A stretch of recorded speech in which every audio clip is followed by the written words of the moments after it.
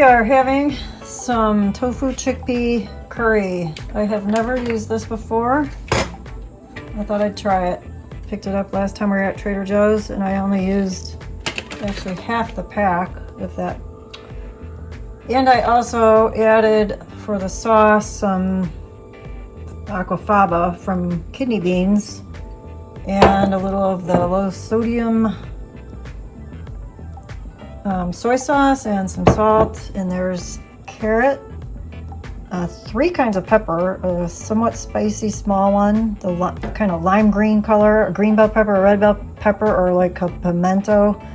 There's a garden zucchini, a huge one in here, a can of chickpeas, a package of tofu, and I think that's it. I've just been kind of letting it simmer. Oh, and a red onion, and I basically just started it in a tiny bit of water.